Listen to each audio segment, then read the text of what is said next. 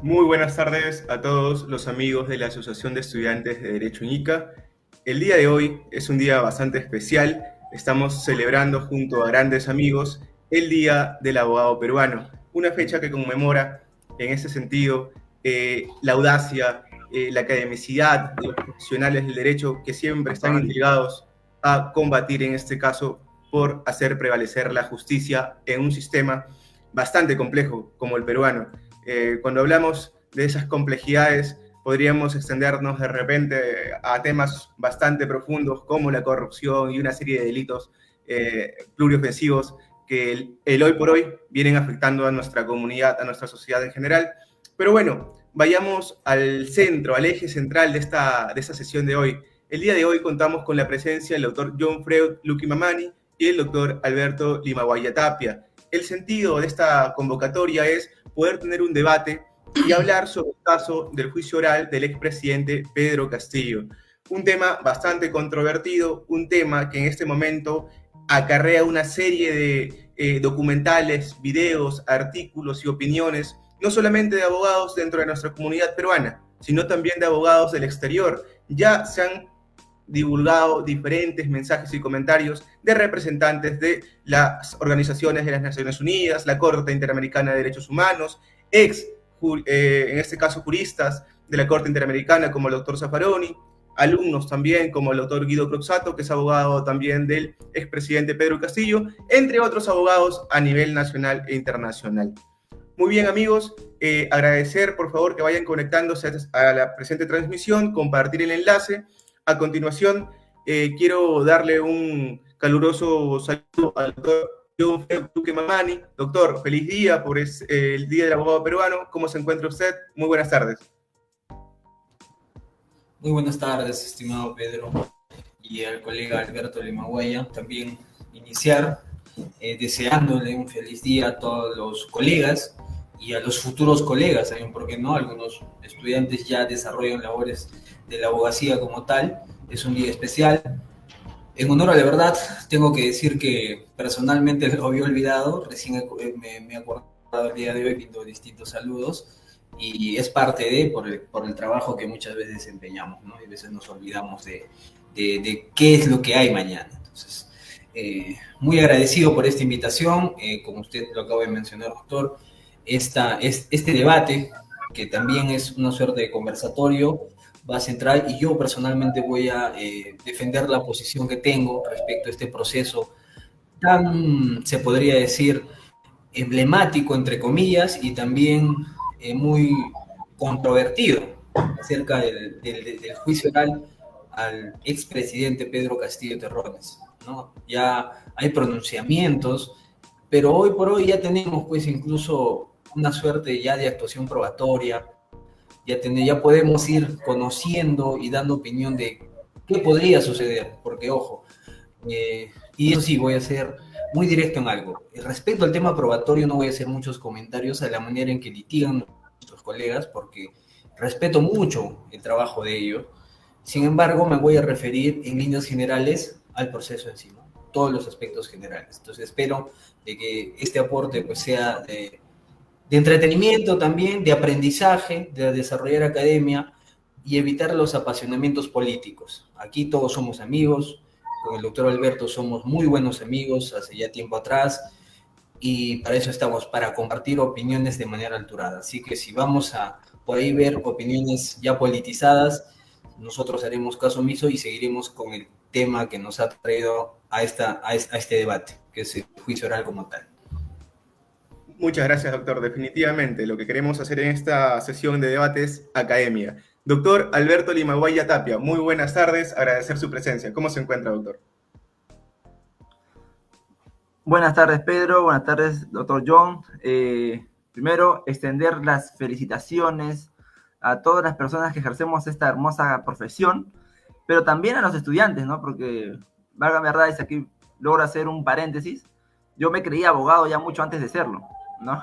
Entonces, también va dirigido a los estudiantes, ¿no? Creo que hoy por hoy, con toda la expansión de lo que es la virtualidad y la digitalización del conocimiento del derecho, ¿no? Que ahora cualquier persona, bueno, estudiante puede ingresar a Facebook, a YouTube, colocar ahí algún tema y instruirse.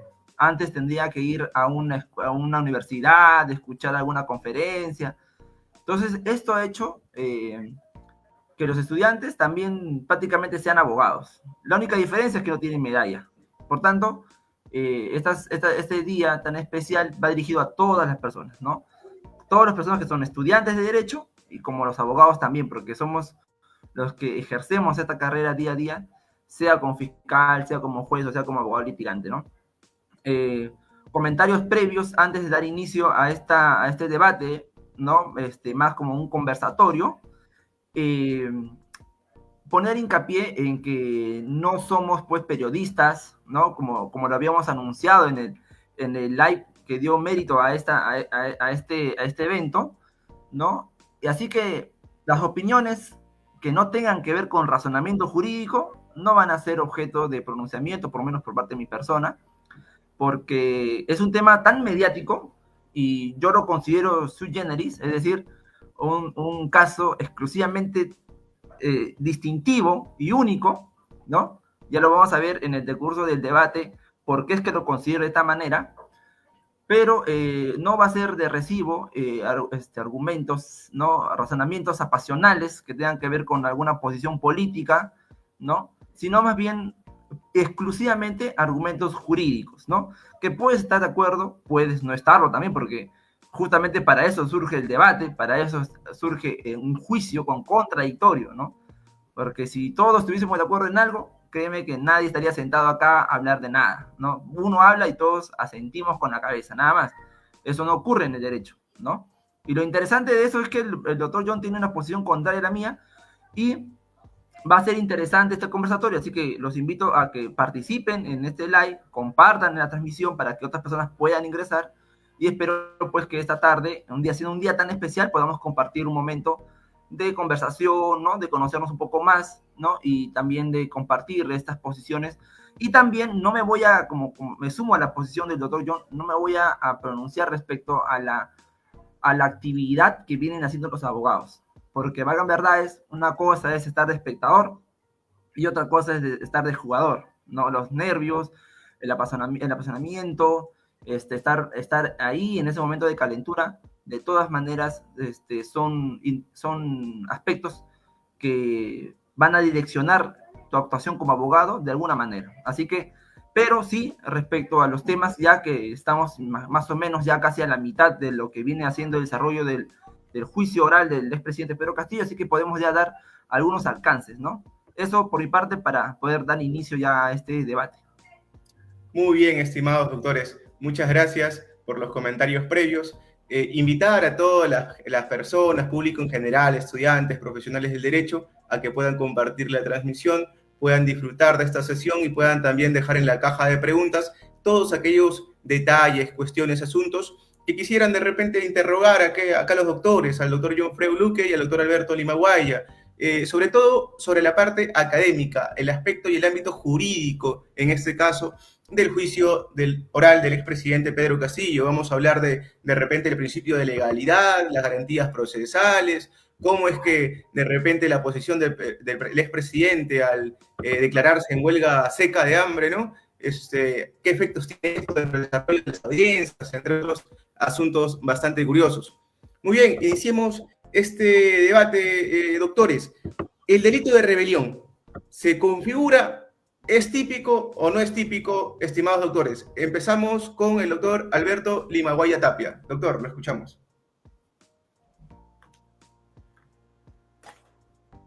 Bien, muchas gracias. Me parece necesario que antes de señalar si es típico o no, porque el análisis o el razonamiento de tipicidad, que es subsumir, ¿no?, la conducta a un ilícito, primero hay que describir un poco, ¿no? Yo creo que es necesario, también para hacer un refrescamiento de memoria, tanto para nosotros como para las personas que nos están viendo, cuáles son los hechos que están justificando hoy por hoy el juicio del expresidente Pedro Castillo. Vamos a dar un recuento de esto y luego vamos a dar nuestra posición. Imagino yo después vamos a desarrollarlo más a profundidad. Los hechos que sustentan ahora el juicio oral del expresidente Pedro Castillo, es lo que ha ocurrido el 7 de diciembre de 2022, ¿no? Es decir, el presidente de ese entonces, ¿no? Una mañana, válgame verdades, antes de que se dicte pronunciamiento en el Congreso sobre su revocatoria, anunció lo siguiente, ¿no? Y como ya estamos viendo el tema de lo que es la actuación probatoria que se viene realizando, habría comunicado con la prensa del Estado, ¿no? Diciendo para que haga una conferencia. Sin embargo, iba a ser un anuncio trascendental, ¿no? Algunos reporteros estaban un poco, por sus dichos, ¿no? Un poco sorprendidos o bastante sorprendidos, porque no se esperaban este tipo de actos, ¿no? Y con conocimiento previo quizás de algunas personas, ¿no? Como lo es el doctor Aníbal Torres, la doctora Chávez, y quizás por ahí, depende de la actuación y cómo se viene realizando, conocimiento previo de algunos comandantes, o por lo menos inmediatamente luego del anuncio, ¿no? Minutos antes, todo eso se viene desarrollando. Finalmente, la exposición del presidente Castillo en ese entonces es disolver el Congreso, convocatoria a nuevas elecciones para un nuevo Congreso, reorganizar el sistema de justicia, en este caso el Poder Judicial, el Ministerio Público, el Tribunal Constitucional, la Junta Nacional de Justicia, entrega de armamento por parte de los ciudadanos. Esas son las principales reformas que dio ese día, ¿no? Y también la intervención inmediata de la fiscal de la Nación en ese momento, ¿no? Ordenado al general, pues, Raúl Enrique Alfaro Alvarado, lo cual es objeto de debate, ha sido objeto de debate, está siendo objeto de debate, así que nosotros no podemos anunciar más allá de lo que se viene desarrollando. Pero esto es el fundamento fáctico que justifica, pues, en este caso, el hecho que ahora se viene debatiendo en este entonces, ¿no? Ahora, respecto a si estos hechos, que es disolver el Congreso, ¿no? Reformular, reorganizar el sistema de justicia, justifica o no justifica el delito de rebelión, ¿no? Primero, antes de hablar de la tipicidad, yo quisiera compartir con ustedes un análisis previo y por qué es que al inicio dije que es un caso sui generis. Por lo siguiente, si Alberto Limaguaya, ¿no?, anuncia que no está de acuerdo con este sistema judicial, que no está de acuerdo con ciertas cosas de nuestra Constitución, y anuncia una rebelión, la pregunta es, ¿quiénes lo van a seguir? Quizás Pedro, quizás John por ahí, un par de ex, nada más. Nadie más me va a seguir, y nosotros 3 o 4 personas que podemos ser, nadie de nosotros tiene arma. Por lo tanto, simplemente queda en un enunciamiento, ¿no?, en un pensamiento, una expresión de mis ideas políticas, pero no ocurre más. Sin embargo, el presidente no es cualquier persona. Según la Constitución, el artículo 167, el presidente es jefe supremo de las Fuerzas Armadas y Policía Nacional, que establece un parámetro jerarquizado y con autoridad sobre la Policía Nacional y las Fuerzas Armadas. Por lo tanto, su anuncio no es una cosa baladí, su anuncio no es algo de menor grado, ¿no?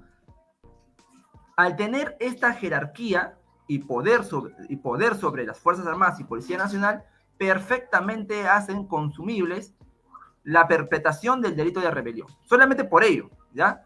Ahora, respecto a disolver el Congreso, el presidente no es un todopoderoso. Recordemos que nuestro sistema constitucional está dividido en 3 poderes, los cuales hacen un peso y contrapeso, ¿no? Y hacen que cada uno de los poderes no tenga poder absoluto sobre el otro. Por eso es que funciona de esta manera, ¿no? Sin embargo, no quiere decir que no se pueda disolver el Congreso. Efectivamente, sí se puede disolver el Congreso siempre y cuando ocurra lo que regula el artículo 134 de la Constitución. Es decir, que se haya negado la confianza de 2 consejos de ministros. Pero no de esta manera, no lo que él suele decir en audiencia de que lo único delito que he cometido es defender al pueblo, es hacer lo que el pueblo dice. Eso es un argumento político, eso no está regulado en nuestra norma constitucional, ¿no? Entonces, teniendo en cuenta esto, es que nosotros decimos ahora, ¿no? Efectivamente, el presidente tiene potencialidad para poder cometer delito de rebelión por su investidura, evidentemente, ¿no? Ahora, ¿qué significa, pues, este tema tan conversado, tan debatido, que es alzarse en armas? ¿Qué es alzarse en armas, no? Alzarse en armas implica desobedecer el sistema constitucional, ¿correcto? A través del uso, la tenencia y utilización de armas.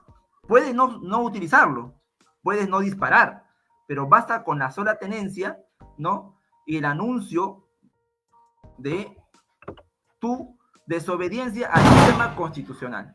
Siendo esto así, en este caso, efectivamente, a todas luces sabemos que el presidente no agarró ni siquiera un chisguete, ¿no? Entonces, y juntamente con los otros doctores, Aníbal Torres y la doctora Chávez, tampoco lo hicieron, efectivamente, ¿no? Entonces, pero alzarse en armas, ¿cómo se llama? No implica necesariamente, en este caso, la utilización del arma, ¿no? Por eso yo considero que en este caso no se subsume como tal el delito de rebelión. Sin embargo, no descarto la tentativa. Y ahora, y con esto termino ya, ¿no? Nosotros podemos distinguir en lo que son delitos de consumación instantánea, ¿no? Y delitos de resultado. Cuando nosotros hablamos de delitos de resultado, en este caso un delito de homicidio, ¿no? Es fácil distinguir si hay tentativa o no hay tentativa. Pero en los delitos de consumación instantánea, ¿no? Según la dogmática, eso no se admite tentativa. En estos delitos no admiten tentativa.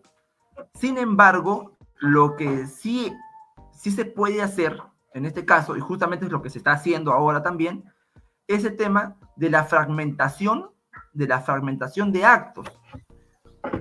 El doctor Villavicencio señala en su libro, Derecho Penal Parte General, que efectivamente en los delitos de actividad, ¿no es cierto?, no se admite tentativa. Sin embargo, dice que cuando ocurre esto de la fragmentación de actos o de hechos, sí se puede hablar de tentativa. Y este caso, efectivamente, esta idea que postula el doctor, efectivamente es una idea de laboratorio, ¿no es cierto? Pero se ha ejecutado en el caso del expresidente Pedro Castillo, porque él hace el anuncio, ¿correcto? Ordena que el comandante pueda ejecutar los actos que él viene realizando, porque él está confiado en que, evidentemente, yo soy el presidente y todos, tanto la policía como la fuerza militar, me deben obediencia. Entonces yo fácilmente podría ordenar y que lo haga. Sin embargo, en este caso no ocurrió ello, pero sí dio actos, o sea, sí hizo un acto que inicia la perpetración del delito de rebelión. No puede ser conspiración, porque la conspiración es un pacto, un acuerdo, pero sin realizar ningún acto de inicio de rebelión, porque si no estaríamos hablando de tentativa, ¿no? Por lo menos esta es la posición inicial. Imagino yo más adelante poder desarrollar más esta posición, y ahora escuchemos también la posición del doctor John también. Muchas gracias, doctor Alberto Limaguaya. Doctor John Freud, ya el doctor Limaguaya ha brindado un contexto, ha brindado su posición sobre si se tipifica o no el delito de rebelión, en este caso por la insuficiencia del alzarse en armas, no obstante, no descarta la tentativa, ¿no? Y parece que esta figura también la respaldan muchos abogados constitucionalistas. Tenemos al doctor Domingo García Belaunde, ¿no?, que también respalda en ese sentido la postura de que al no haberse dejado ingresar algunos congresistas a Palacio de Gobierno, podría en todo caso respaldarse la teoría de la Fiscalía. Doctor, le cedo la palabra. Muchas gracias, estimado Pedro. Yo voy a ser claro en algo. Si bien es cierto, al inicio, en el momento introductorio de este debate, había manifestado de que no voy a responder a aspectos netamente políticos, pero el derecho va de la mano con la política. Por eso todos hemos estudiado en la Facultad de Ciencias Jurídicas y Políticas. O sea, va de la mano. Y conforme a lo último que acabo de expresar, la posición que yo tengo es que se está tratando, en definitiva, de querer encuadrar la acción del expresidente Pedro Castillo Terrones en un tema de rebelión, cuando en realidad el código es objetivo. O sea, si yo me pongo a analizar, y ya lo acaba de manifestar el doctor Alberto, hacer fórmulas de laboratorio, indicar, pues sí, que porque no dejó ingresar al congresista es un acto de rebelión como tal, me parece completamente jalado de los cabellos, o sea, eso no va. El delito de rebelión que se encuentra tipificado en el artículo 346 es claro, dice, el que se alce en armas para variar la forma de gobierno. ¿Hubo alzamiento en armas? La respuesta es no. No hubo un alzamiento en armas. Y como hemos podido develar en el transcurso del proceso, ¿qué sucedió? Que hubo un mensaje como tal, si bien es cierto, no se ha establecido, porque está en materia de debate, que se haya, digamos, conspirado, que haya habido acuerdos. Hubo una reunión, sí, de ministros a la cual se llamó, y incluso uno de los trabajadores del Palacio de Gobierno expresa pues que él se entera al momento que llega porque había sido llamado por el presidente, toma asiento y mediante la televisión se da cuenta de lo que estaba sucediendo porque tampoco lo conocía.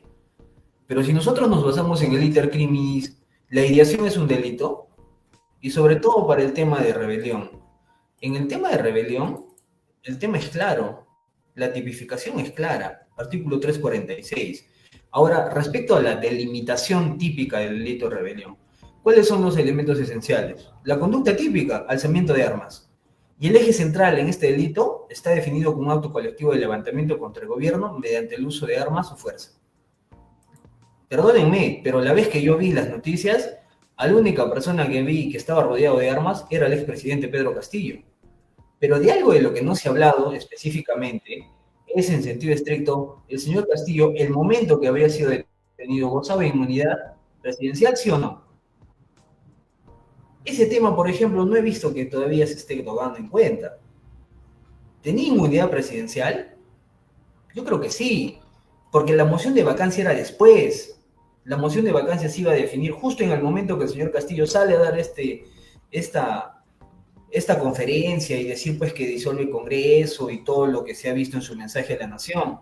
Pero en ese momento que el señor es detenido, porque su propia escolta incluso dice, yo no sé qué habrá sucedido, y cuenta de una manera tan horrorosa, y ojo, voy a resaltar, yo no soy partidario de ese partido político, no tengo una línea política como tal, respeto mucho el tema de la democracia, pero dejo de lado eso y me centro en el aspecto humano.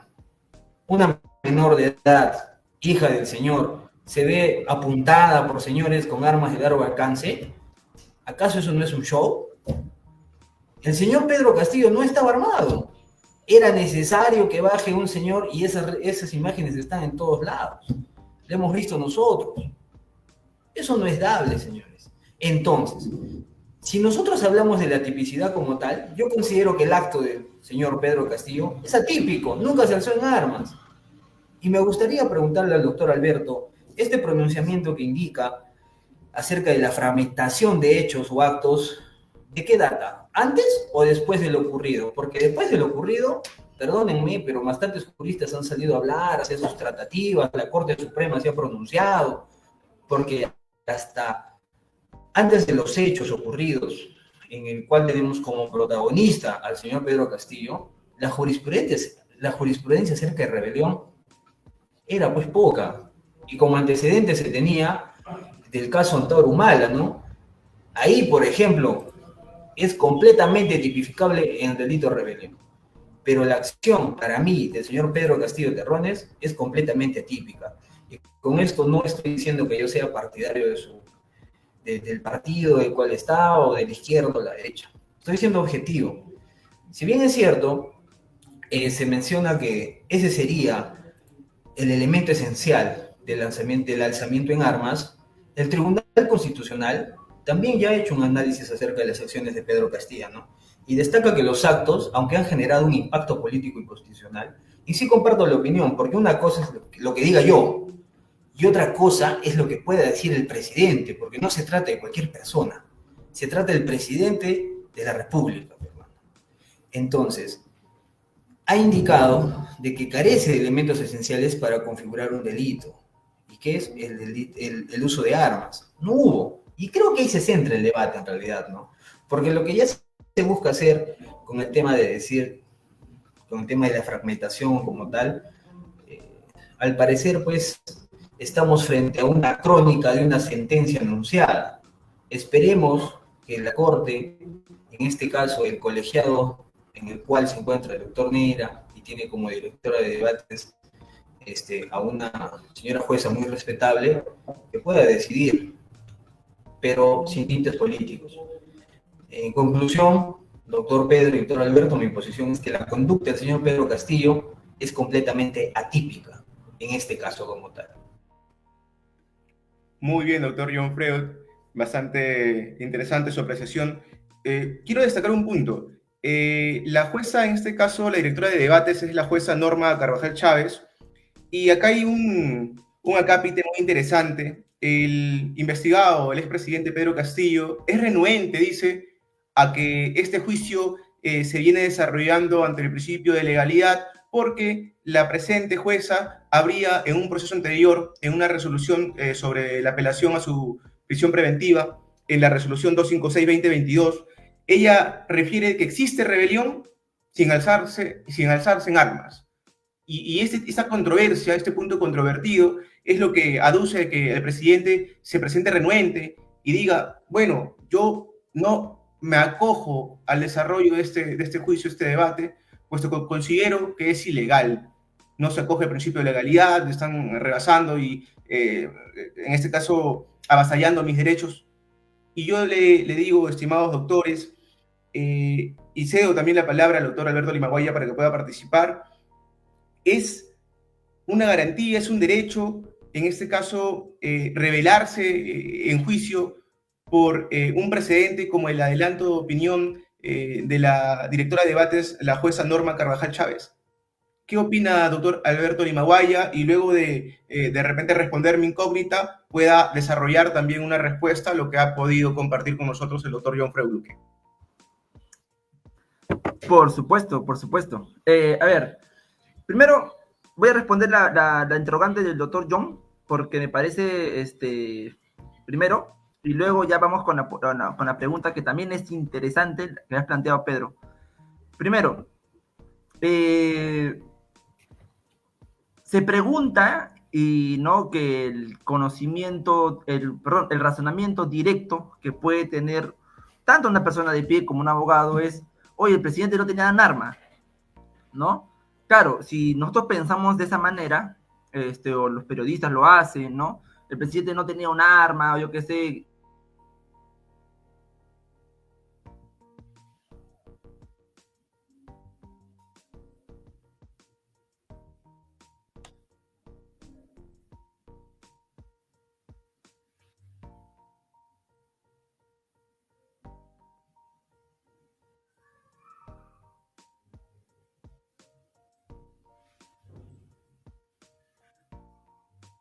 Ocurre, porque nosotros tenemos lo que es la autoría mediata, es decir, aquel que ejecuta la conducta para que se pueda consumir un delito, pero a través de otras personas.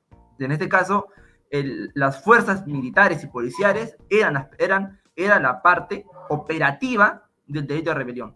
Cosa distinta en el caso de Antauro, porque es él quien ejecutó de propia mano el delito junto con otras personas, ¿no? En este caso, es un caso curioso porque se realiza por la autoría mediata, ¿no? Es decir, yo soy el hombre de atrás que hago que las personas, otros, el hombre de adelante, por así decirlo, cometa el ilícito. Entonces, si nosotros ya por ese sentido cambiamos el razonamiento y no decir, oye, el presidente no tenía, el doctor Aníbal Torres no tenía ni un chiquete, ¿no? La doctora Chávez tampoco lo tenía, entonces, ¿cómo pueden cometerlo, no? Claro, porque ellos no lo iban a cometer, ellos no son la parte operativa. Recordemos que cuando uno participa en el delito de rebelión, no necesariamente tiene que estar con una pistola, con un arma, sino también puede ser parte con temas de financiamiento, con el tema del liderazgo, entre otras actividades que se realizan, porque hacer, digamos, una rebelión no se puede hacer pues de una sola persona, ¿no? Digamos un poco a la ironía, excepto que seamos Rambo, ¿no? Pero eso no ocurre acá. Acá no es una película, acá es estamos hablando de algo que afecta a todo un país, y el anuncio ya es parte de la ejecución del delito, porque estamos hablando del presidente, como le digo, Una cosa es que lo haga una persona de pie, una cosa es que lo realice una persona que, digamos, está en la Plaza San Martín, ¿no? Alrededor de 5 personas con su periódico, que no tienen más allá de su palabra nada más. Y otra cosa es que lo haga a nivel nacional, por el canal del Estado, anunciado por todo lado, y con la investidura que tiene, siendo el jefe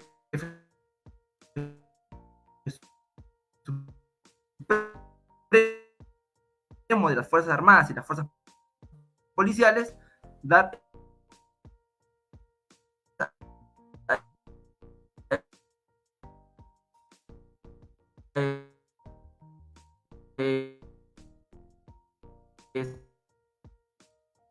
solamente mi pensamiento, yo creo, yo opino, ¿no? No es, como le repito, en delito de rebelión intervienen varios factores, ¿no? En este caso, eh, la persona,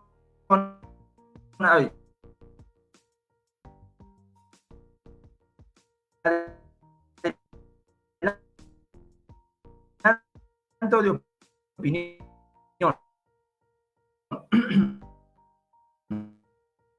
el adelanto de opinión ha sido durísimo, sino también porque este caso, y digo, ha sido un golpe duro para la defensa del presidente Castillo y también, evidentemente, para todos los que están involucrados,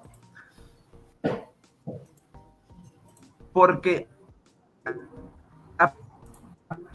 aparte de ello, es que este caso había interpuesto una excepción de improcedencia de acción. Es decir, a través de estas estás imputando, esto no es delito, ¿no es cierto?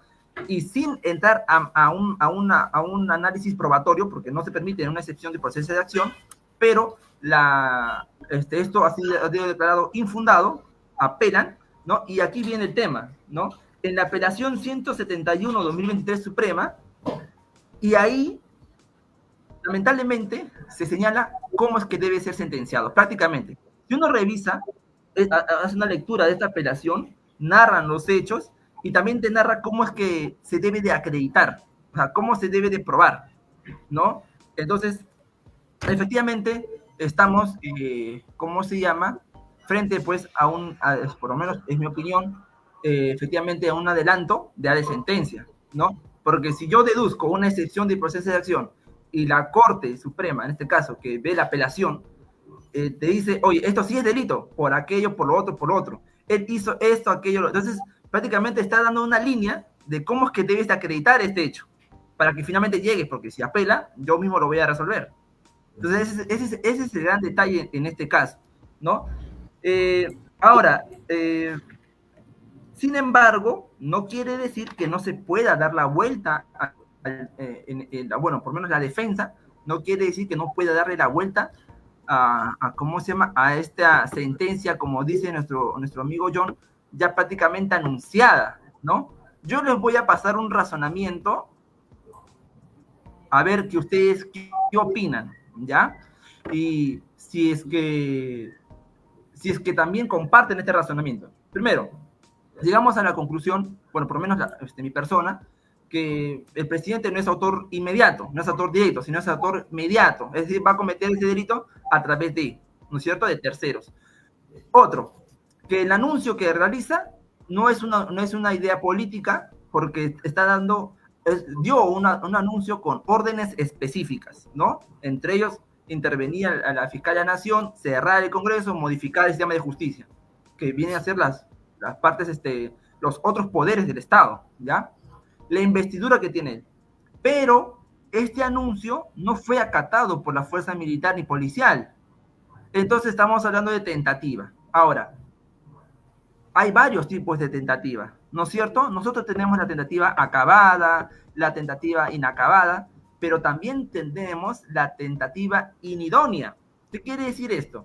Que si yo inicio el acto de ejecución para cometer un delito, pero el medio por el cual yo voy a consumar, voy a perpetrar un delito, no es idóneo para cometerlo, para terminarlo, entonces, esto, ¿qué es lo que nos dice la norma? Que no es punible, ¿no es cierto? Por más que se inició, efectivamente se puede acreditar que él dio el anuncio, se puede acreditar que dio el anuncio, se puede acreditar que se comunicó con, quizá con el comandante, los reporteros pueden decir una cosa, ¿no? Pueden aparecer otros testigos que señalen tal cosa, tal cosa. Efectivamente, se ha corroborado que efectivamente sí anunció, dio la orden y todo. La pregunta es, ¿el medio que viene a ser la fuerza policial y militar acató la orden?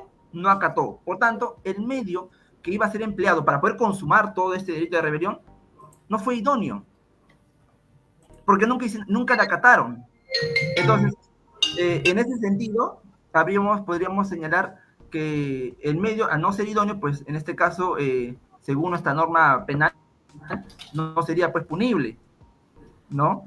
Esa sería la posición. Ahora, respecto a la actitud que tiene el presidente, discúlpenme, pero toda persona imputada que llega a un despacho, en este caso de un abogado defensor, del 100% de casos que vienen, casi el 98% te dicen, yo soy inocente, ¿no es cierto?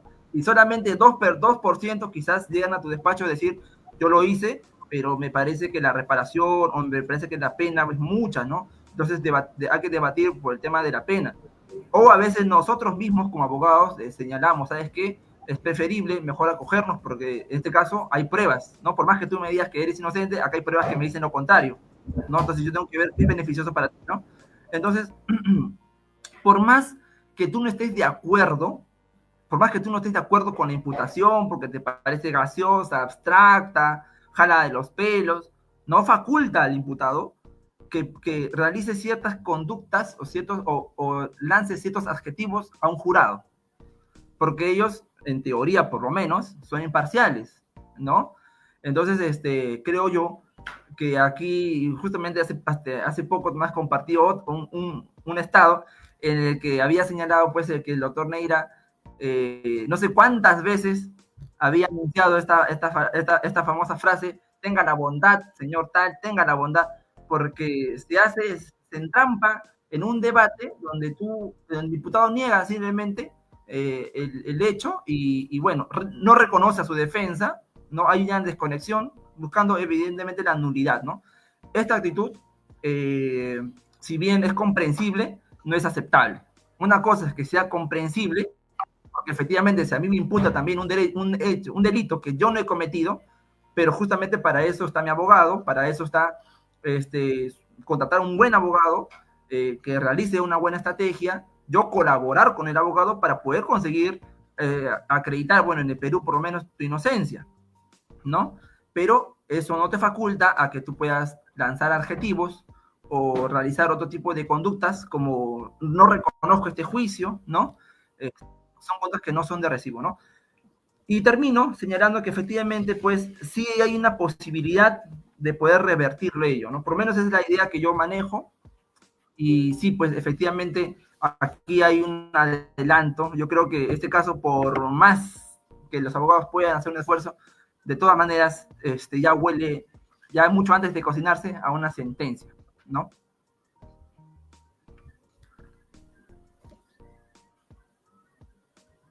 Muchas gracias, doctor Alberto Limaguaya. Bastante interesante su posición, definitivamente. Yo creo que el doctor John Freud tiene bastante que desarrollar en cuanto a su última participación. Resulta bastante interesante para mí saber que coincidimos en ese sentido sobre lo que motiva la renuencia del expresidente Castillo, cuando él refiere de que, en este caso, a quien responsabiliza por el adelanto de opinión es a la jueza Norma Carvajal Chávez. Eso indica o indicaría, y lo pongo en la mesa, que si la jueza Norma Carvajal Chávez inhibe y se cambia, en este caso, de directora de debate, no habría ningún problema ya. El abogado del expresidente Castillo refiere que, para él por lo menos, si la jueza se inhibe y cambian de jurado en este caso, no habría ningún problema. Pero ¿qué pensaría el expresidente Castillo? ¿Pensaría lo mismo? ¿Ya no se mostraría renuente a la audiencia? ¿Esa sería la solución realmente? Es un comentario que dejo sobre la mesa. Doctor John Freud le cedo la palabra para que pueda rebatir la posición del doctor Alberto Limaguaya. Bueno, muchas gracias, estimado Pedro. En realidad, íbamos a partir del final, de lo que acaba de mencionar. La actitud del señor Pedro Castillo, yo lo dije en un live, junto al doctor Alberto, y es que como abogados no podemos dejar de ser humanos, ¿correcto? Y uno se pone en la posición del señor Pedro Castillo.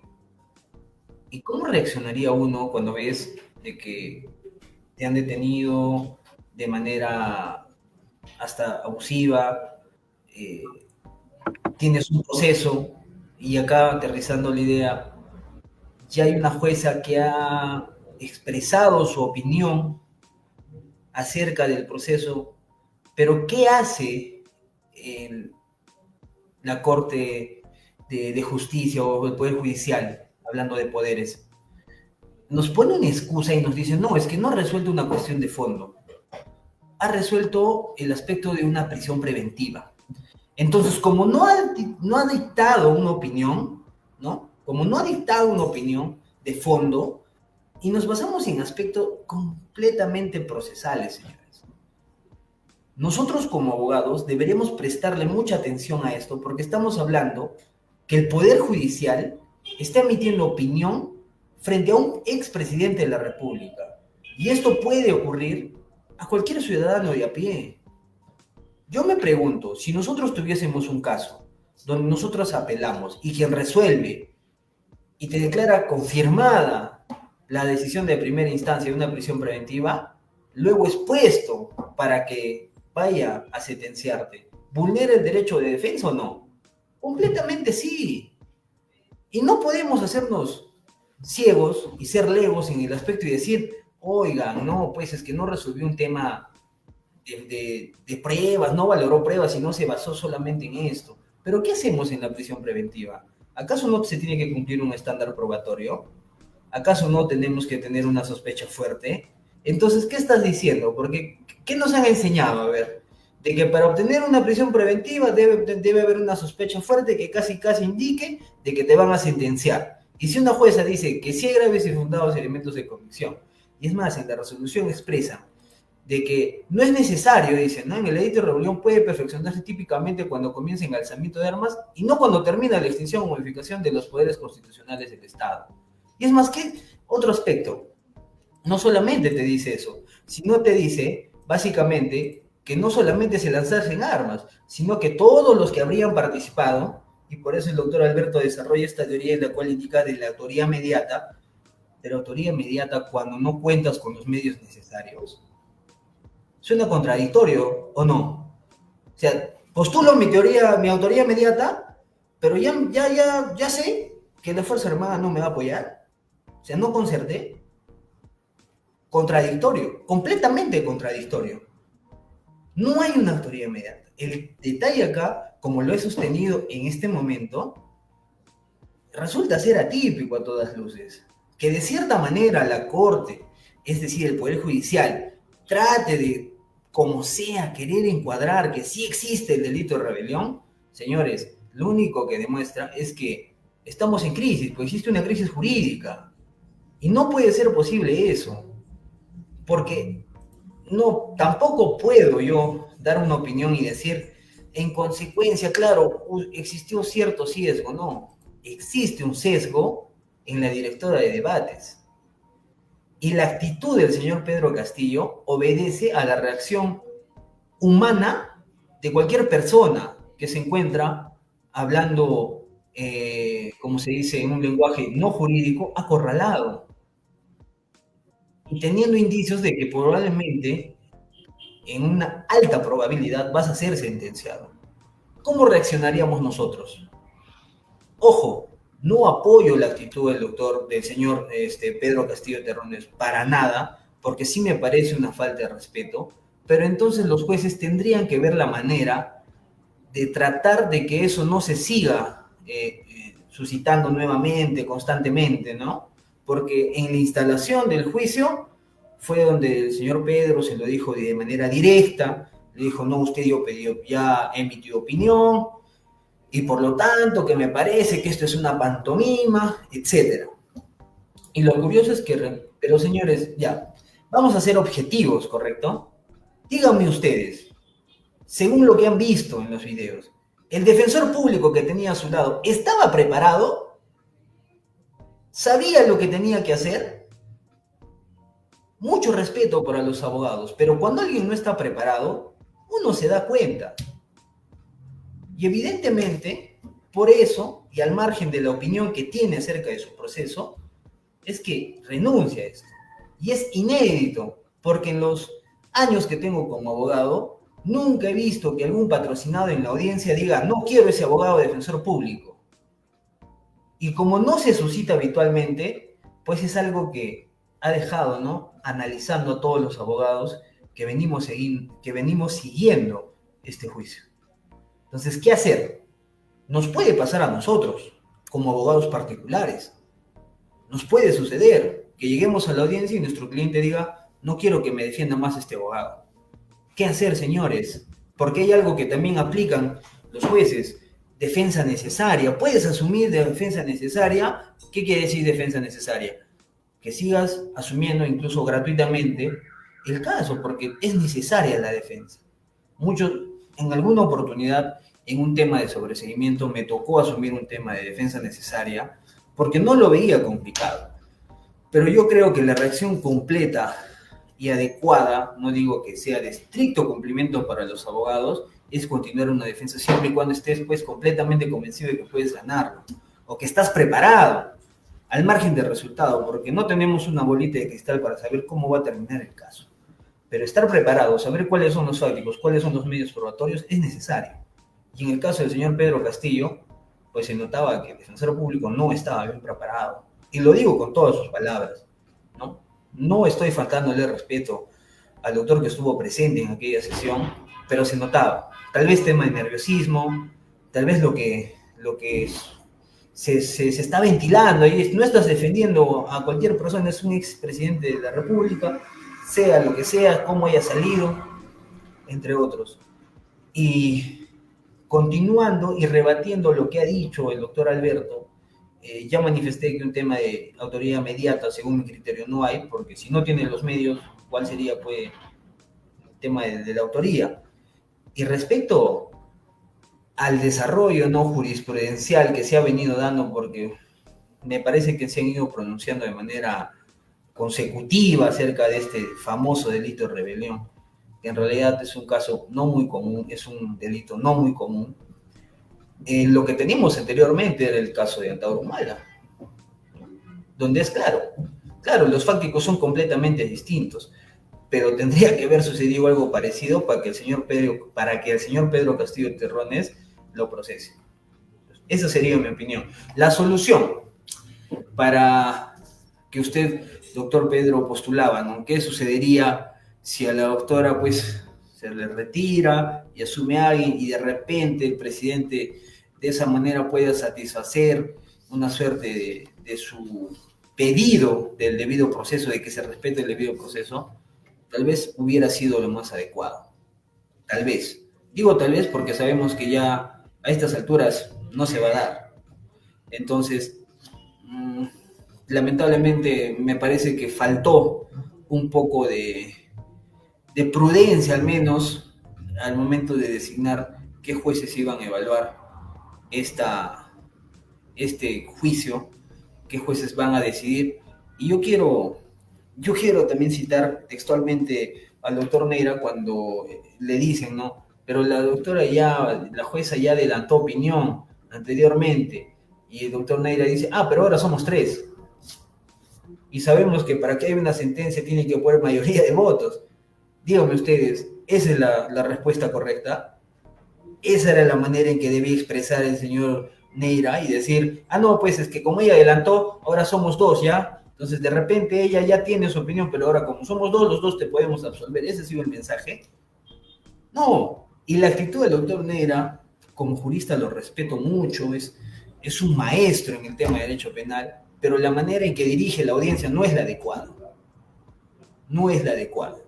Y no solamente lo digo porque se me ocurre o porque no tengo ningún problema con el doctor, no es que ni algo personal, porque el doctor no me conoce, no lo conozco al doctor Neira, pero me parece que no es la adecuada, no maneja muy bien ese sentido en las objeciones, en todos los temas que se vienen desarrollando en el juicio oral.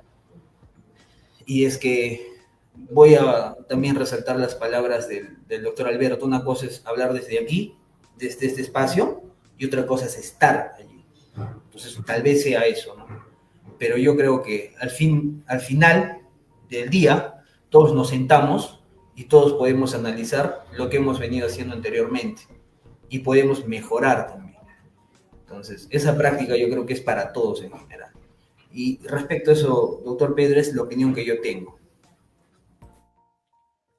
Muy bien, doctor John Freud, definitivamente bastante interesante. Comparto muchos aspectos en el sentido de que a veces cuando se dirigen, y hablamos del colegiado, dirigen la audiencia como tal, hay obstrucciones evidentes, hay en este caso omisiones y de oficio, ¿no? Algunos cuestionamientos que muchos abogados, como el amigo Ayrton Arizaga, entre otros abogados, cuestionan y rebaten, y yo creo que con justicia, porque como abogados, al vernos de repente inoperantes ante la guía del colegiado como tal, ¿no?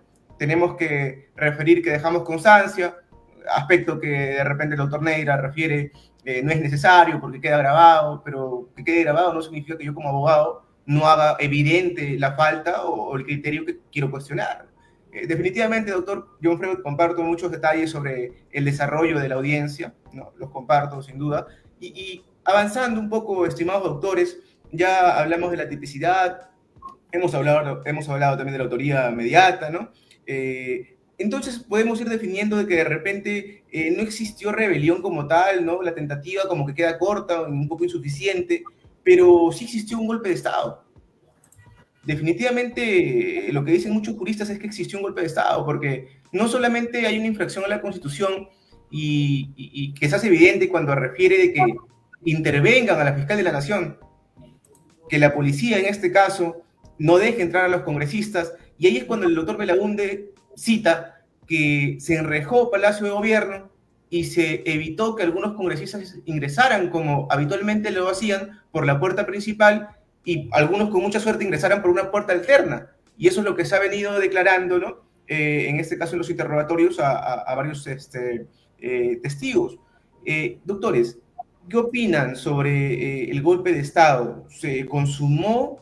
¿Qué aspectos podrían cuestionar ustedes sobre lo declarado de repente en la audiencia por varios testigos? Hablemos de aquellos seguridades de Estado, aquellas congresistas y congresistas que ya han declarado, ¿no? Y se les ha cuestionado. ¿Qué opiniones tienen en términos generales para poder ir avanzando, estimados doctores? Doctor Alberto Limaguaya, les cedo la palabra. Bien, gracias por el pase. Hay algo que había mencionado el doctor John y que también tiene relación con lo que has mencionado, Pedro. Se está llevando el juicio por el anuncio que hizo el expresidente Pedro Castillo. Y va a ser objeto de debate, está siendo objeto de debate y va a tener finalmente una sentencia condenatoria, que es lo que yo creo va a ser, ¿no? Sin embargo, se está dejando de lado, y bien lo ha dicho el doctor John, que él tenía inmunidad en ese entonces. Y dicho sea de paso, acá había una lucha entre si va a haber la vacancia o yo, ¿qué hago? O sea, ¿me van a vacar o no me van a vacar? Si ya yo tengo conocimiento que me van a vacar, yo lo que hago es cerrar el Congreso. Me zurro en el procedimiento que está establecido en la norma constitucional y yo automáticamente cierro el Congreso.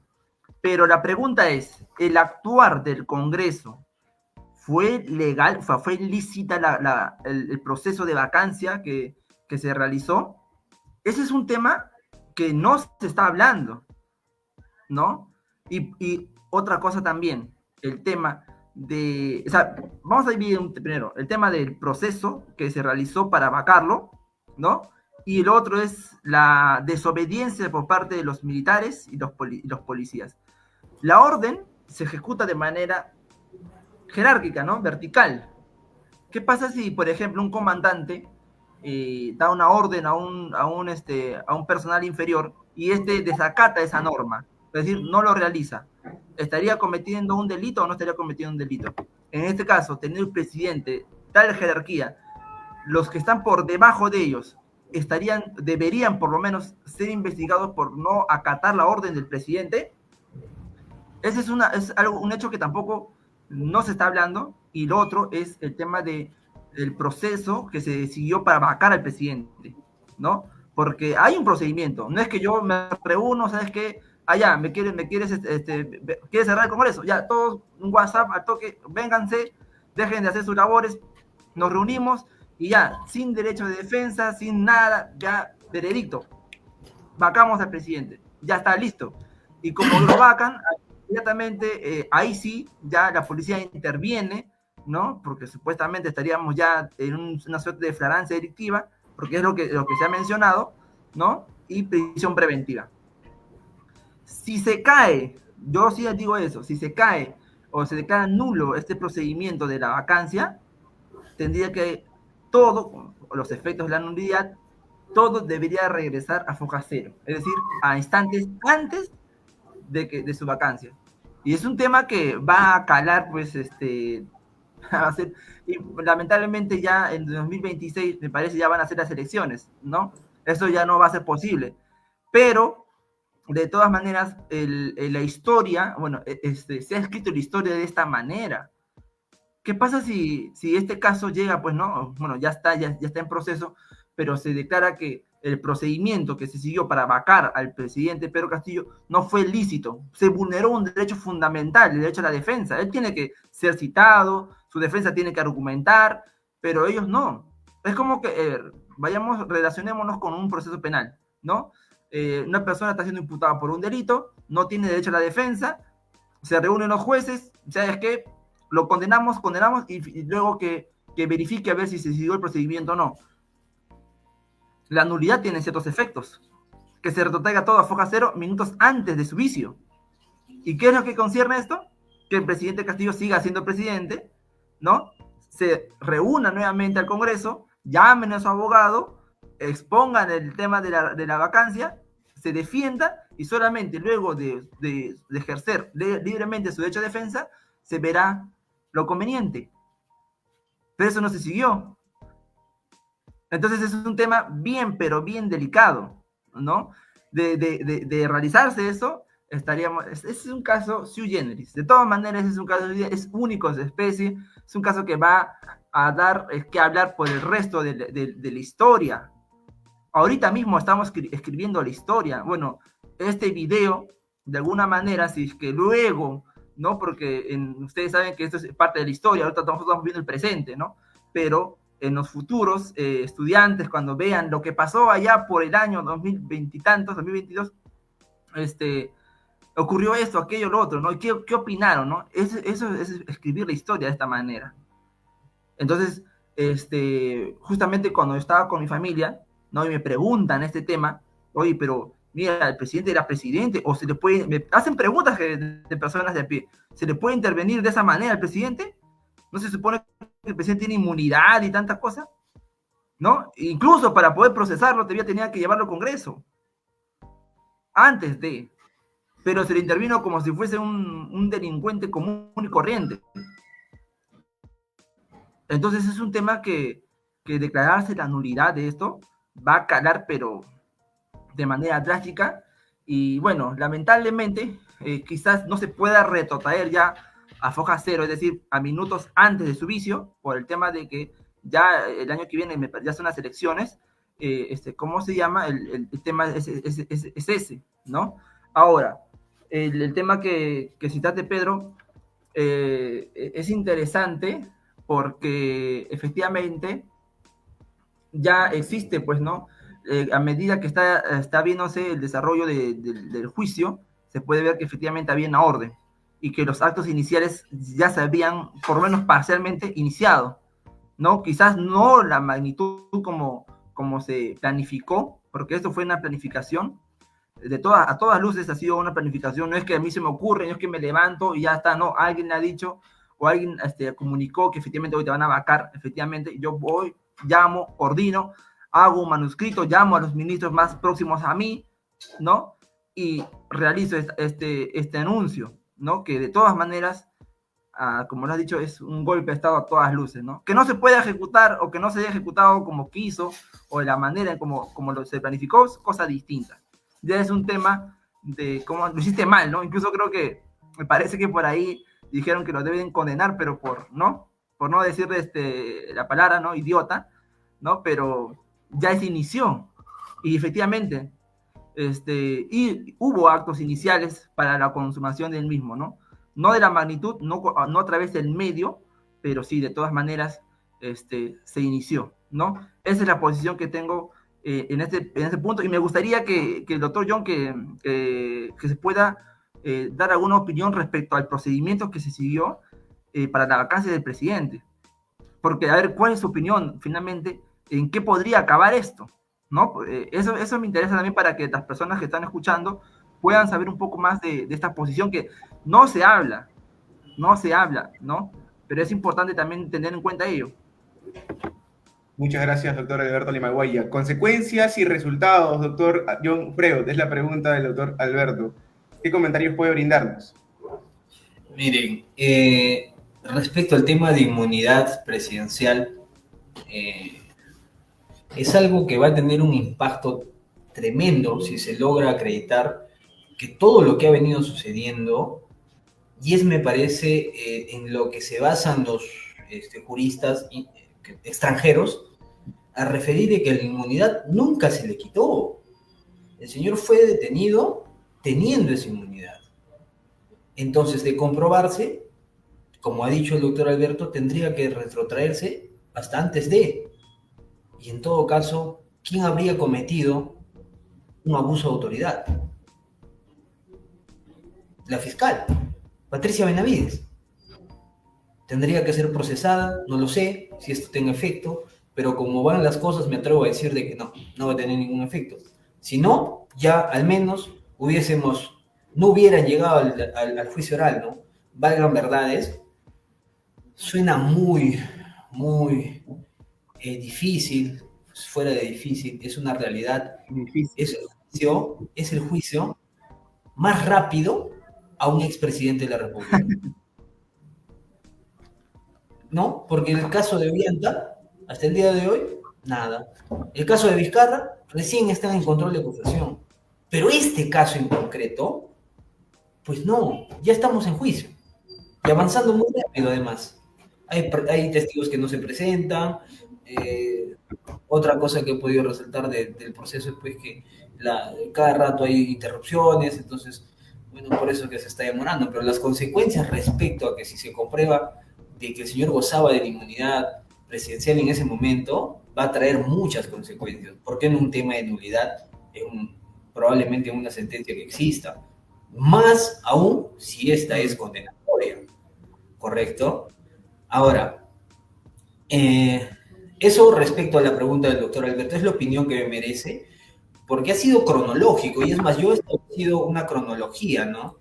Respecto a horas, 11:41, el mensaje a la nación, 12, anuncia la disolución temporal del Congreso, 12:30, el Congreso rechaza la disolución y convocó un pleno para debatir la moción de vacancia contra Castillo. Pero la moción de vacancia no era por este tema, era por otro tema.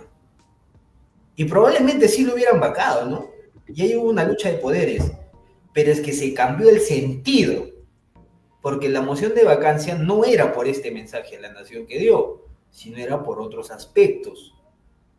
Sin embargo, al momento que el señor es detenido, no se había vacado a nadie. No fue lo mismo que en el caso de Vizcarra. El expresidente Vizcarra tuvo una lucha de tiempos, y si ustedes lo revisan en YouTube, incluso hay crónicas de cómo se dio la disolución del Congreso, cómo por minutos, por segundos, ¿no? ¿Quién hizo uso de palabra más rápido? Y bueno, y el presidente, pues, con todos los... había seguido, ¿no? La cuestión de confianza, y esta fue denegada. Es más, tácitamente le dijeron, no le dieron respuesta, y él asumió que no se lo estaban dando porque prefirieron debatir otros aspectos, y finalmente, pues, se subió el Congreso. En este caso, no. Entonces, a la 1:10 de la tarde, el Congreso inició una sesión extraordinaria, que es lo que he hecho mención, y bueno, pretendían debatir un tema de incapacidad moral, y ese tema hasta el día de hoy no se ha zanjado. O sea, ¿la incapacidad moral qué es? Si hablamos de incapacidad moral, bueno, voy a sonar un poco populista, ¿ya? Pero la presidenta que hoy es nuestra presidenta no debería estar ahí, ¿no? Entonces, son cosas completamente distintas. ¿A qué delimitamos como incapacidad moral? Y si hablamos de las Fuerzas Armadas, nunca le dio su respaldo a Castillo, ni siquiera hubo indicios, es más, creo que ni enterados estaban, y eso lo pueden comprobar con la actuación probatoria que se viene dando. Hay algunos que dicen sí, otros que dicen no. Me va a gustar, va a ser muy interesante esta sentencia. Esperemos de que la sentencia no contenga más de 300 páginas, pues. Que no sea un copia y pega de toda la actuación probatoria, ¿no? De que dijo tal y no. O sea, que de verdad se desarrolle el fondo del asunto, que se haga un honor a esta expresión del Tribunal Constitucional, el caso Yamoja, que establece cómo debe ser una sentencia, porque no podemos caer en el gárrafo, y ya lo he dicho anteriormente, un jurista español que se me dio el nombre en este momento, que en el Perú las sentencias son muy engorrosas, nada objetivas, un copy y pega muchas veces. Si no, podrían ustedes leer la sentencia que ha condenado al señor Urresti, ¿no? Parece un libro para leer esa sentencia. Entonces, esperemos que no sea así, esperemos que sea una sentencia clara, concisa, obviamente respetando todo ello, analizando, pero siendo muy objetivos. Y respecto al golpe de Estado, el golpe de Estado, el doctor Pedro y el doctor Alberto, para mí nunca se concretó. Si podríamos decir un intento de golpe de Estado, tampoco. Fue un mensaje de la nación. Punto. Golpe de Estado lo dio hace muchos años el señor Juan Velasco Alvarado. Eso es un golpe de Estado. Ahora, lo que ocurrió en 1992 con Alberto Fujimori, eso podría considerarse un intento de golpe de Estado como tal. Pero esto definitivamente no, porque en ese momento todavía incluso había ciertos lineamientos con las Fuerzas Armadas, fue todo un tema, ¿no? Porque si hubiese concretado ese golpe de Estado, siempre y cuando nunca hubiesen salido pues todos estos videos que hoy sentenciaron al ya fenecido Alberto Fujimori. Entonces, un golpe de Estado como tal no se podría hablar, porque además el golpe de Estado establece que un uso de fuerza, suspensión de la Constitución, control de instituciones, justificación política. En este caso podría decirse de que una de las cosas que hizo el presidente Pedro Castillo, pues es mandar a cerrar el Congreso, detener personas, que en este momento se deja sin efecto. Bueno, por ahí, tal vez, pero en sentido estricto, yo considero de que no existió ni siquiera un golpe de Estado, un intento de golpe de Estado. Esa es mi posición, doctor Pedro. Muchas gracias, doctor John Freud. Vamos culminando este pequeño conversatorio, este pequeño debate. Dejo sobre la mesa una pequeña incógnita. Entonces, si no existió el delito de rebelión, no existió un golpe de Estado, se podría decir que en el último cápite sí existió una infracción constitucional como tal, y esto hubiese sido si hubiese seguido el procedimiento adecuado, si hubiese llevado al Congreso, si hubiesen respetado los plazos, si hubiese tenido los votos del Congreso, en este caso, debidos. Ay, no sé. Se hubiese correspondido definitivamente. ¿Se me escucha? Creo que el internet se me está yendo. Sí, doctor, lo escuchamos. No sé si sigo conectado o no. Lo escuchamos, doctor. Ya, bueno. Me he perdido un poco de lo que ha mencionado el doctor John, porque el internet me ha jugado en contra, pero efectivamente, ¿no? Estamos frente a un caso que, repito, insisto, es un caso sui generis, único en su especie, y por tanto, ante casos excepcionales, reglas excepcionales, ante casos excepcionales, razonamiento excepcionales. No es un caso común y corriente, ¿no? Por aquí, mira, lo interesante, por acá, justo lo que me estaba comentando el doctor John, es que por el TikTok nos están diciendo que contra el Pedro Castillo hubo proceso inmediato, dicen dicho. No, como dice el doctor John, es el caso más rápido que ha podido haber, ¿no? Y valgan verdades, está de alguna manera ya alejándonos un poco de nosotros, quitándonos, por así decirlo, la medalla, ya el doctor John, quitándonos las medallas un ratito, y siendo una persona común, ¿no? De a pie, podríamos decir que si yo, presidente, digo, voy a reformular el Poder Judicial, vamos a cambiar este tema, los jueces de todas maneras tienen su corazoncito, ¿no? Entonces dicen, allá, ¿quieres cambiar? Ah, no, normal, te pongo adelante en todos los casos que están pendientes y te sentencio de una vez. Es lo que está pasando, ¿no? De alguna manera, claro, no se dice, pero puede pasar de esa manera, ¿no? ¿Quieres cambiarnos? ¿Quieres cambiar todo? ¿Estás de acuerdo? No te preocupes, tu proceso va a ser más rápido para que veas la eficacia del Poder Judicial, ¿no? Ahora, a mí me huele este caso a sentencia, perdón, una sentencia condenatoria, ¿ya? Sentencia condenatoria, y como dice el doctor John también, esperemos que al margen de la abundancia, porque es molestoso, ¿ya? Porque, bueno, por lo menos no hay mucho tiempo para poder sentarnos quizás a revisar y todo eso, ¿no? Pero va a ser muy interesante leer el razonamiento que se va a tener, y de todas maneras, Pedro, nos tenemos que sentar una vez que exista esta sentencia. Vamos a recordar que hoy día fue día del abogado, así que es un día que no nos vamos a olvidar, así que vamos a sentarnos y vamos a decir, oye, mira, el jurado razonó de esta manera, de alguna manera siguió esta línea, vamos a ver, vamos a contrastar con la jurisprudencia que se tiene, vamos a contrastar con este adelanto de opinión que puede existir, y por qué no a decirlo de esa manera, a ver si fueron consecuentes o no. Interesante la excepción del proceso de elección para ver si hay ese match, si efectivamente la forma en que yo pienso, ¿no? Razono, el delito de rebelión finalmente termina asentado en una sentencia, ¿no?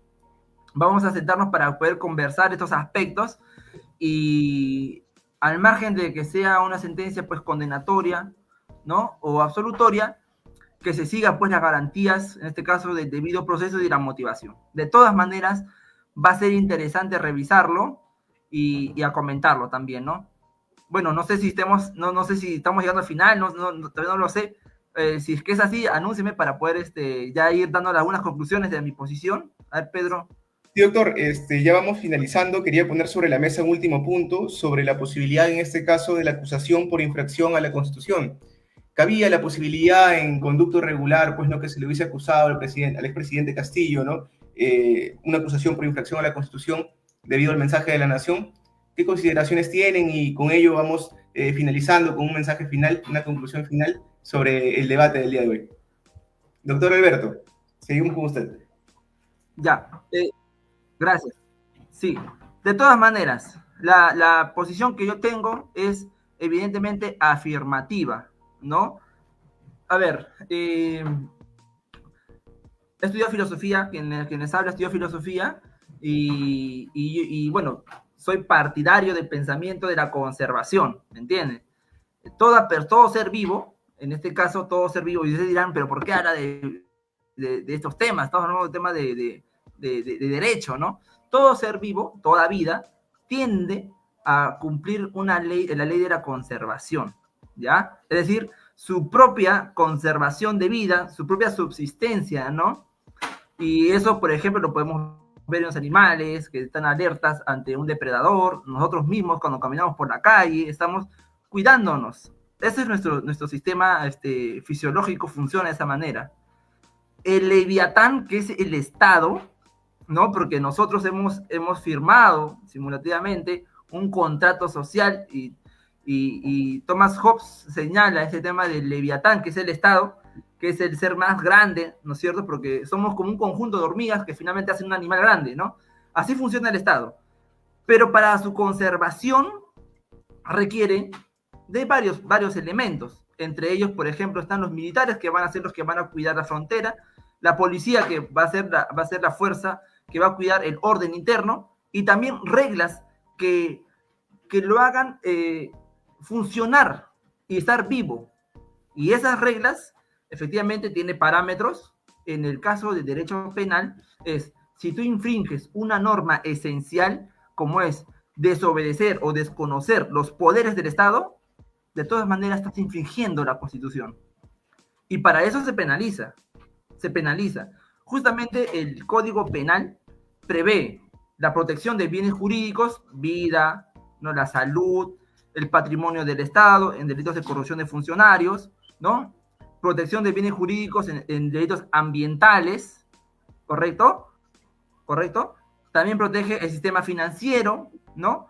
Pero poco se comete, pero también se protege el bien jurídico que es la preservación del Estado. Preservar el funcionamiento el funcionamiento esencial del Estado. Y para que un Estado funcione, ningún poder puede estar sobre encima del otro. Excepcionalmente se puede realizar siempre y cuando se realicen o el procedimiento que dicta la Constitución. Si esto se realiza conforme regula la Constitución, entonces es válido. Es válido. ¿Correcto? Eso es lo que nosotros en Constitucional hablamos de un peso y el contrapeso. ¿No es cierto? Estos tres poderes tienen que estar de alguna manera en un peso y un contrapeso para poder hacer que funcione esto que llamamos nosotros Estado. Pero es un ser vivo. Si nosotros dejamos un poco de ver como abogados y ampliamos el panorama, este Leviatán tiene que tener normas que puedan permitir su existencia y su funcionamiento. Y aquella persona que vaya en contra de la esencia lo va a atacar y justamente se ataca porque ha incumplido una norma, ¿no? En el caso del expresidente Pedro Castillo, es clarísimo que el anuncio que realizó este 7 de diciembre de 2022, a todas luces, es apartarse de las reglas constitucionales que hacen posible la vida, en este caso, de nuestro país, ¿no? La vida civil me refiero, no la vida humana, ¿no? La vida esencial, sino la convivencia social, ¿no? ¿El presidente puede cerrar el Congreso? Puede cerrar el Congreso. ¿Puede disolver el Congreso? Perdón, sí. ¿Dónde estaba regulado? Porque ya se modificó. Estaba en el entonces artículo 134, ¿no? Que dice, el presidente de la República está facultado para disolver el Congreso si ha censurado o negado su confianza a 2 consejos de ministros. Si esto es así, entonces el presidente puede disolver el Congreso, llamar a elecciones, pero no hay otra manera, ¿no?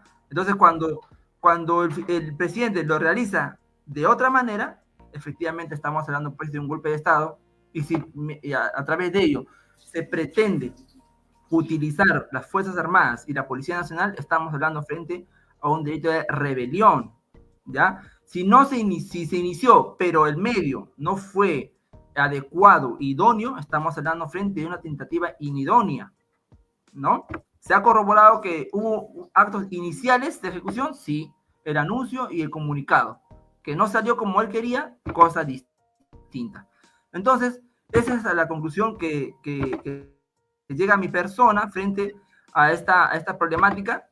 Y bueno, imagino que nos van a correr traslado después para las últimas palabras, creo yo. Le pasamos ¿cómo se llama? Entonces la palabra al doctor John.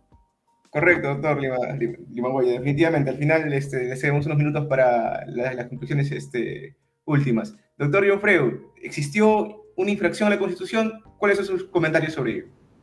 Bueno, a diferencia de mis otras respuestas, que son completamente contrarias a la del doctor Alberto, en este caso yo creo que sí, y debió hacerse bajo ese procedimiento.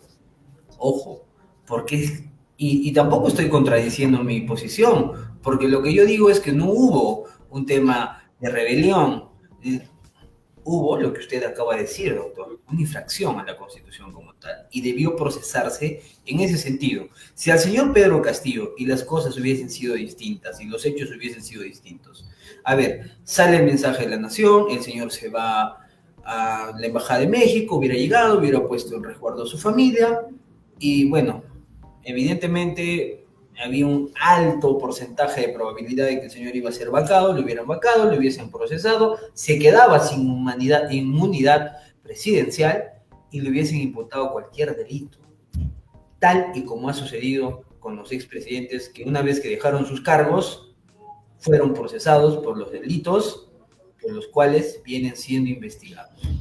Entonces, si el señor Pedro Castillo cometió un tema de infracción constitucional, sí, y es lo que se debió hacer. Bajo ese sentido, debió emitirse algún acto de investigación en contra de él. no así, de manera express, de manera rápida. Terminó el mensaje, 20 minutos, media hora, detenido. No, así no. Entonces, esta opinión corrobora, sustenta digamos, la posición que he venido afrontando en este debate, en este conversatorio acerca de lo ocurrido con el señor Pedro Castillo Terrones. En definitiva, ha sido. Muchas gracias, doctor John Freud. Definitivamente existió una infracción a la Constitución. Yo creo que ha sido o ha existido un error de cálculo. Como usted dice, doctor John Freud, de repente se debió dejar que llegara el expresidente en este caso, a tomar asilo a una embajada, ¿no? De repente el Congreso debió seguir por conducto regular, pues no una votación correcta, respetar los plazos, ¿no? Obtener los votos adecuados para poder vacarlo, una cuestión de mal cálculo, de mal tiempo, una cronología de repente errada, ¿no? Acciones erróneas, van a llevar a que, bueno, como estamos concluyendo finalmente, a que este proceso se diluya y se haga evidente de que, si no se condena por lo menos, se haga evidente de que se han cometido gravísimas faltas al debido proceso y a los derechos procesales del investigado expresidente Pedro Castillo. Doctores, palabras finales sobre esta bonita plática. Definitivamente me quedo bastante contento con la ocasión. Doctor Alberto Limaguaya. Gracias, Pedro. También, primero, agradecerte por la oportunidad de permitirnos, tanto al doctor John como a mi persona, expresar y desarrollar más estas ideas que veníamos manejando, ¿no? Somos dos abogados litigantes jóvenes que estamos también ahí dando conferencias, capacitando, dictando diplomados, ¿no? Y también unidos en un proyecto que es compartir parte de nuestros conocimientos y nuestra experiencia, ¿no? Al margen de que estemos de acuerdo o no, porque después de esto seguramente seguimos siendo amigos y, bueno, tenemos un grupo incluso de WhatsApp con un colega más, así que es bonito esto, ¿no? Gracias, Pedro, gracias a todas las personas que nos han acompañado en el vivo de esta página y también a aquellas personas que no han estado acá dando sus comentarios en la transmisión de TikTok. Y nada, agradecido con el doctor John también por su tiempo, de todas tiene una agenda bastante apretada, pero nos hemos tomado pues ese tiempo para poder compartir, ¿no? Para poder compartir y nada, pues quedo agradecido, Pedro, y de todas maneras seguiremos seguramente en comunicación para nuevos proyectos, no solamente para hablar del caso Pedro Castillo, sino para también capacitar a estudiantes, ¿no? Y poder hacer más proyectos juntos. Definitivamente, doctor Limaguaya. Doctor John Freud Luque. Sí, doctor Pedro. Yo cada vez que tengo esta invitación a eventos académicos, siempre estoy dispuesto.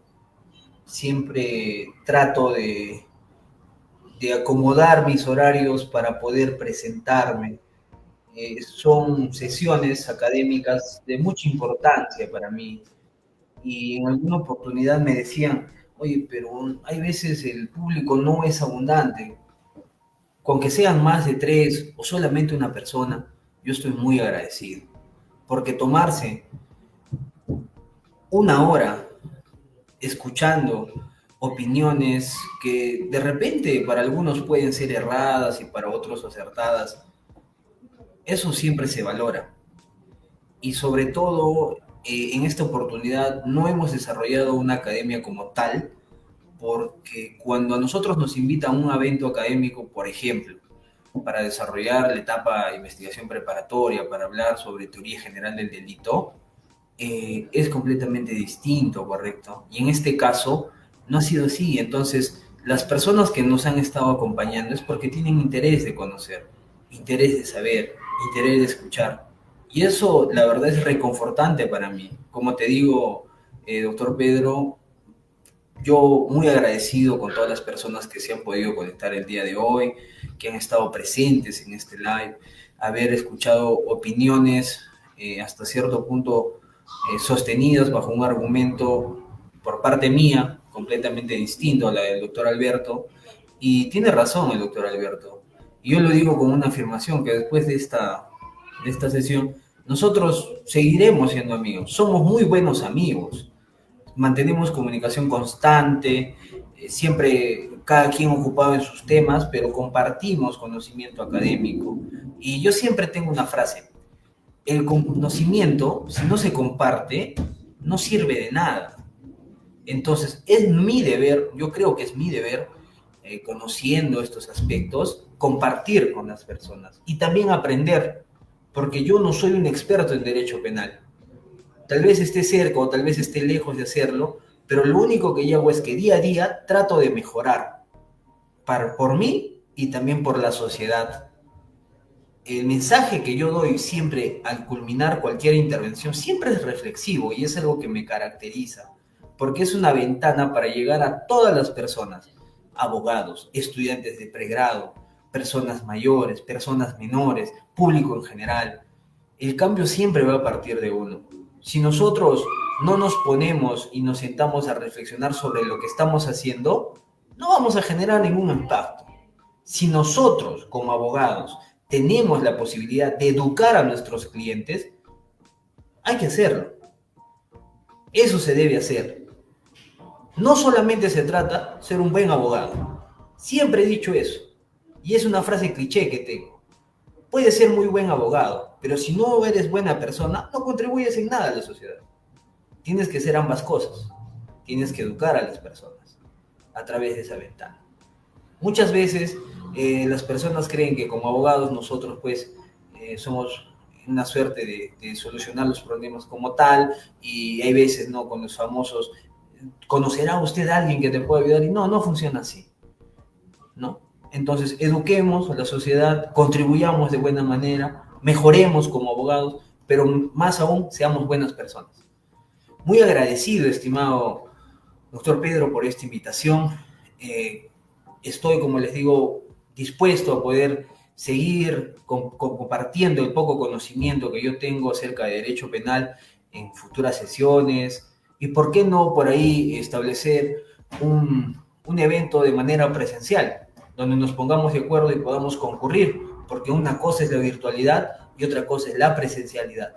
Entonces, compartir en un evento presencial yo creo que es mucho mejor, es de más, ¿cómo se dice?, contacto con las personas, y siempre compartiendo lo que uno conoce y sabe. No solamente aspectos teóricos, sino aspectos prácticos. Eso es lo que yo muchas veces desarrollo en la academia: aspectos prácticos, casos concretos. No tengo nada más que agregar, estimado Pedro. Nuevamente reiterar el saludo a todos los colegas por este día, nuestro día.